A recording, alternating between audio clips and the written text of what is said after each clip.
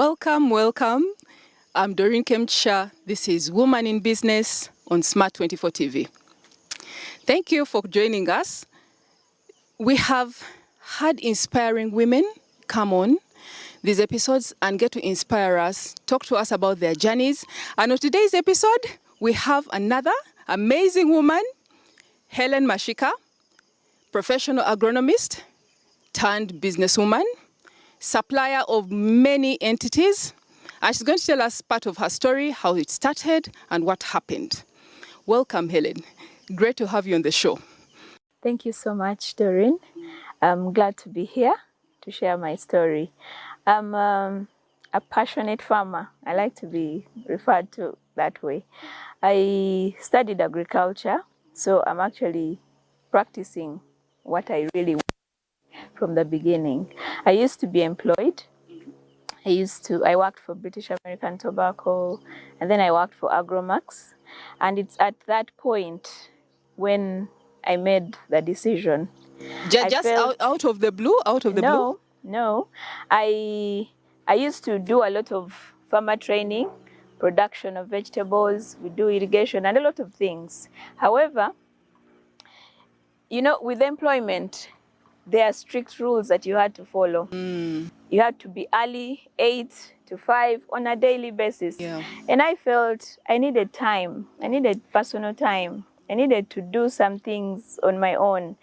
There was no time for me to decide that, in the middle of the week, I want to go here, I want to do this. Maybe a friend invites you and you cannot do it. Yes. That aside, I also felt a little unsatisfied with what I was getting in return for my work that I was giving. So I decided, I think at this point, I need to take charge of everything that I'm going to do. I also had, I don't know, this is like a trend that has been happening over these years. You people have these dream jobs, yes, for many. Because there are so many who don't have these jobs that they're like, I wish I would actually get this particular job. And then we meet the likes of you and others who are like, I just wasn't satisfied. What do you want? What were you looking for? Apart from the time allowance, being able to do your own thing, what specificities were the specifics were you looking for within those jobs? As a person, you have dreams. There are things that you'd love to do for yourself. And per se, the salary that I was getting wasn't really good enough for me and for whatever I wanted to do. And yet I felt I was really putting in my all. Yeah, I was doing a lot of work and I felt it was not, lining with what I would want to get. Now, by the time you went to switch to this, was it over time, gradually, or it was just a snap decision you decided? And No, it wasn't like that. It's something I thought of actually on at the beginning of that year. I decided that I think by end of this year, I should be able to be self-employed. Which year was that? That was 2013. 2013? Yes, 2013. So I imagined if I left, who are going to be my customers? So what I did, I started talking to a few of those customers that we had at my former place of work. I told them what I wanted to do. I wanted to leave and start something for myself. I inquired if they were able to support me. Yes. Some of them were like, please do, we shall, provided you're going to give us same quality of services that you've been giving. We will support you. So I did that to a few, maybe 10 people. And some turned you down. Some were like, accepted. You're not serious. Yes. It is not easy. Yes. You need somebody to, to direct you. You need to be able to know what to do. You can't just leave, here. You're not sure of what you'll be earning. With a salary, you're sure of something end of the month. But I was decided. Decided. Yeah, I had decided. And this is something you had been doing for quite a while. So you already knew the ins. Yes, and I outs. had been doing this from 2003. So I knew some of the challenges. I knew exactly the direction I wanted to take at that point. So you can't imagine. When I quit, of course, you put in your resignation and so on. When I left, I didn't actually have enough money. I didn't have money. But you had you had been planning. That's why Yes. I asked you, was this a gradual decision or it was just a snap decision? It was, but what I mean, the money I needed to set up what I really had in my head was not enough. And you knew it? I knew it, but I was willing to take my chances. Yes, I was determined. And when I left, I rented a place. I didn't have much space, but that was a place in Chisasi, and there were like 3 tenants. We were 3. But then there was a big compound, unutilized, bushy. Yeah. So when I went there, I knew this was an opportunity. Yeah. So I first spoke to those people. I cleared the area a bit, put some vegetables there, and I said, all of us are welcome to eat. Yes. By that time, I was now imagining, if I started business within here, will my neighbors be inconvenienced? So the way I started it kind of made them start to get into my space, get to know what I'm doing. And then I needed to start a nursery for seedlings. That's in Kisasi? In Kisasi. And Kisasi is basically urban? It's urban. It's urban? It's urban. So as I was there planning, somebody called me and gave me an order. Out of the blue? Okay, he was one of our clients. Yeah. One of the clients that we had, but he had never ordered for anything in my former place. So he calls me and says, Helen, where are you? Are you at office? I said, no, I left. But I am, planning to start doing the same thing. So the person is like, okay, I want you to make for me seedlings of tomatoes. And it was worth 1 million shillings. Seedlings? Yes. For tomatoes. From a trusted source? Yes. Of course, these are hybrid seeds. You use hybrid seeds, good quality, to be grown in greenhouses. So when he gave me that money, I was able to open up to him. I told him, out of this money, I'm just going to start. I'm going to have to buy trays. I'm going to buy the seeds. I'm going to buy the growing media. Basically everything. So I want you to give me a bit of time, because usually the seedlings take 1 month, 3 weeks to 1 month. So I told him, you're going to give me a bit of time. How much time did you ask for? I asked him for 1.5 months. And he was okay with it because he wasn't ready also with the greenhouse. Yeah. So I bought the trays. Basically I didn't make profit, but I was able to buy my stock. I was able to buy materials that I would use for other orders. And you can't imagine, these things are supposed to be done in a greenhouse, in a structure. And did you have it? I didn't have, but I did it on the veranda. I raised those seedlings on my veranda. How? Did you have the necessary shade? Did you create the shade? There was a shade, the normal veranda shade. Veranda shade. Yes. But because I'm an agronomist, I know what the seedlings need at what time. So there would be a moment when I would take the seedlings to where the sun is and bring them back later in the evening. Everything was manual. Yes. And when I would be away, I would be so worried if it rained, maybe there would be this. Somehow I'd made friendship with neighbors. So and they would help you out. They would help me, push them in like that. But I'm telling you, from that order, after we raised it, we went and set it up. I had a friend she was a teacher, but she wanted some extra work. And I told her she could join me, and she did. So after raising the seedlings, we went, transplanted for him in the greenhouse, and then he needed me to help him. Keep an eye on them. Keep an eye on the maintenance. The maintenance. So I also kept going there, and of course I would charge. Yeah. And that kept Were you charging those particular charges that you were, putting for your services? Were they on a friendship basis, or it was already now cutthroat business? I had put out expenses, what costed me to move to that place. Like I was costing my time. Yeah. I told him, if I'm coming to be on your farm, it's this and this. Yes, it's so much. If I'm just coming maybe to advise somebody, it will cost this. So we agreed, and I would do that twice a week. I would go to his farm twice a week. This is 2013? Yes. Or we've now moved on to 2014? No, that is 2013. That was like the very first months after I left. This is way back. The economy was stable.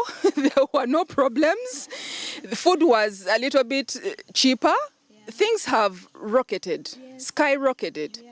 And and you still weren't satisfied. Yes, but I'm telling you, from that day, it was like something that was just waiting to happen. I started getting one order after other. After the Everybody who would visit that client, he would refer them to me. All the people who would visit my neighbors would come to see what I was doing, because the seedlings looked beautiful on the veranda. These were basically vegetables. Vegetables. And then with time, I made a makeshift greenhouse. So there was a structure by the side of our compound, and it was beautifully made. So that alone also would attract people. Yeah. And then people would go to my former office where I used to work. They were told she left. But those guys would give those clients my numbers, and some of them would look for me. So this startup capital that you started with, was it enough to help you weather out all the costs because you were renting? Yeah. And the money was just coming in slowly by slowly. We don't want these things of spot coating. No. Now, yes, of sugar coating everything. I had at least money for myself. I could afford my rent from my savings, what I had. I could afford my rent and my upkeep. And of course I had a little, because I had to pay my friend. Yeah, I had to pay my friend. And then I needed some casual workers at some point. I had money to pay a little bit. Savings. Savings, yeah, from my savings. Yeah. And then I kept on increasing on materials that I would need. Yeah. And then with time, about 2015, I actually had a real greenhouse. A real greenhouse. I had made some money, yes. And I had been able to construct a real greenhouse. How much was it by then? The greenhouse? Yeah. The locally made ones, you can tailor make them. So the one that I made costed me about 5 million. Really? Yes. And that's using just the basic poles, eucalyptus poles. And then you buy the shed. The shed nets, the netting. Yes. And the plastic is the same. It's quite costly.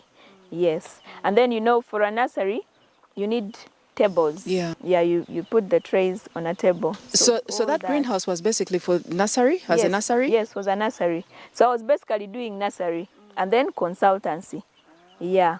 I was doing nursery, selling the seedlings, and then doing consultancy, going to other farms and teaching them and training their workers. Yes. Yes.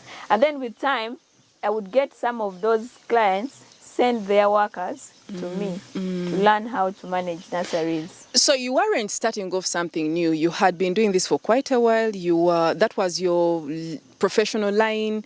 And you already had a base, yes?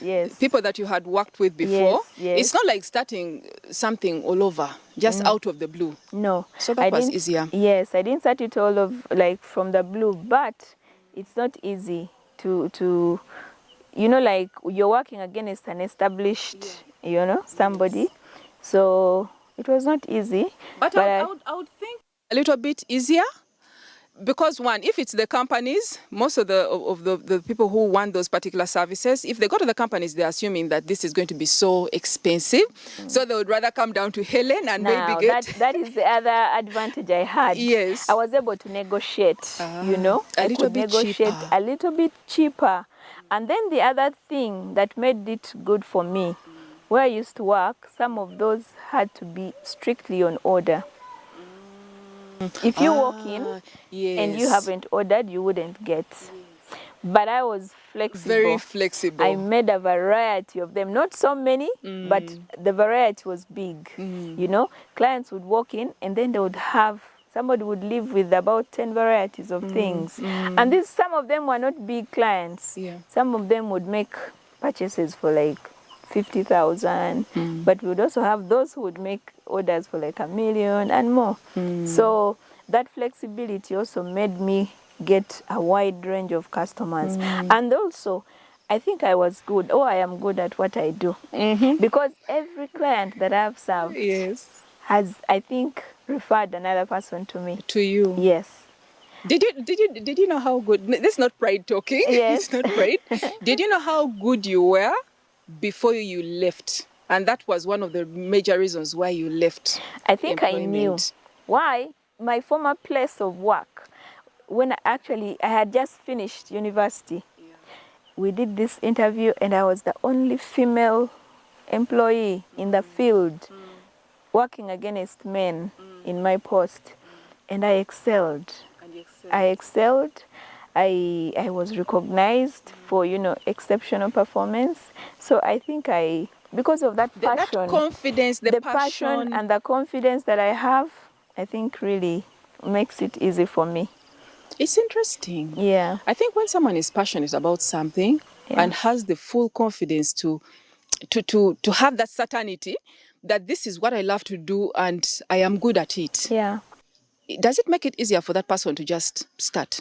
It does. It does. Because when you're not passionate about something, the first challenges will just throw you out. Okay, put passion aside. Yes. We're not talking about, because there are very few guests or others, not even just the guests alone that we've spoken to, and they've just bluntly told you, you know what, I'm good. Yeah. Even I'm good at what I do, and I knew it even when I got into this space. Yeah. So someone actually upping out and opening up, it's very refreshing, but it makes you wonder, do people get into this when they have that zeal and certainty and confidence? Or sometimes it's more into, let me just try this because it worked out for someone else? You know, Doreen, they're both of what you've spoken happens. There are those who, for example, look at me and they are like, I think I want to be like Hellen. I think I want to do this. So they decide probably to walk away just to feel like, you know, to do what you're doing without maybe, you know, really thinking and planning about were there any challenges or what really pushed them to do this. Yeah. But without that, when you're good at what you do, you want to have, you know, all you the give your power. best. You give your best, yes. Have you mentored some? Yes, I have. Many? Oh, many. I have a WhatsApp group of about maybe 100 farmers, and some of them are actually maybe better than me now from my mentoring. Some of them have, you know, they've become big. Yes, from looking at what I do. Because like I probably told you, I do this in a very small space. So people look at it and they're like, if Hellen can do this in this small space, what about me who has so much? So there are people who have really learned this from me. I have a boy, I call him a boy because he's much younger than I. He manages a certain farm in Mukono. He was a lawyer. And then he quit? Or he's from school, he actually didn't get a job, you know, in law. So he worked in Sudan, and then this opportunity came. He was in that farm, but when when I came, they had moved him from that level, and they had brought him to work in the greenhouses. I mentored him, and for today, you can think he's an agronomist. He scientifically knows all the pests and diseases of plants. He knows how to plan the planting. He knows all those agronomic practices. But he keeps calling me. And where he's short, he calls me. But that is just one of them. There are many who have learned this from me. What happened?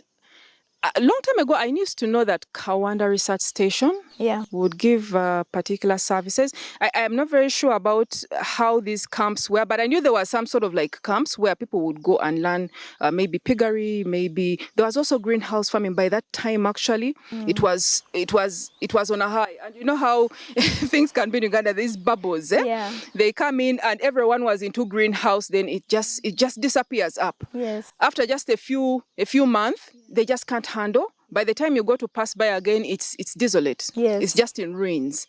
And is it a particular breed that has to be focused? You have to be focused. You must love it. What does it take? Because these greenhouse things are not easy. Now, farming these days is not like, you know, how our parents and those ones used to farm. Rely on the rain. You just put your seeds there and they'll grow. So these days, we need to put in a lot of knowledge. We need to put in a lot of money. So greenhouse farming is not something, you know, anybody can just do. You need the skills. You need the technical know-how. So probably some of the challenges that our farmers get, they have the money, but the technical know-how is what they don't have. So you find that somebody has money and says, I think I want to put up greenhouses. They put it up without really thinking, and then they probably don't have the right person to work there. They just get anyone. Anyone to work there, maybe even a relative who really doesn't know what to do. And then they'll make losses. There was a time for bell peppers. Oh. You know the bell pepper season? Yes. The yellow ones, the red ones, the green ones. The yellow ones were actually the most expensive, I think. Yeah. The really bright colored ones. Yes. And people went for it like crazy. Yeah, we call those sweet peppers in the Greek world. Even right now, there are still people who are doing it. But like you said, I think it has, some people have been chopped off. Yes, it keeps going up and down. Up and down. One of the reasons is the prices of those keeps fluctuating. But also, some greenhouses are, abandoned. I think because they get in expecting millions, expecting to recoup within the first 1-2 months. First harvest, actually, the first season, somebody expects to, recover everything they put. But it's not like that. Farming needs patience. It does. Farming needs a lot of patience. And especially with the modernization of agriculture, you need to have somebody technical looking into your work. And these ones charge quite a lot. And they do. They charge quite a lot, and people don't want to pay that money. But you actually face it, at the expense of not paying for it. You pay. You're going to make losses. Yes, you're going to make losses. Yes. Only that sometimes we have some masquerading people, claiming to be technical. But if you get a technical person to guide you on step-by-step activity, yes, you can actually produce. The other challenge that comes is maybe in the prices. The prices of those peppers and all the other agricultural produce, which I wish farmers would come together and market, as a team. But greenhouse farming, it needs quite a lot of expertise. Yes, it needs a lot of patience. You don't immediately just put the greenhouse there and then after 1 month. But why is it that the people who promote all these things actually give us that idea? Why? And you hear in their adverts, you're going to get money. You just go there with a kavera, a sack, and get money. Why do they give us that sort of idea? I think what they don't tell you, where are, those technical moments, or where are those areas where I could actually lose out. First and foremost, greenhouses are quite costly. They are. They are very costly.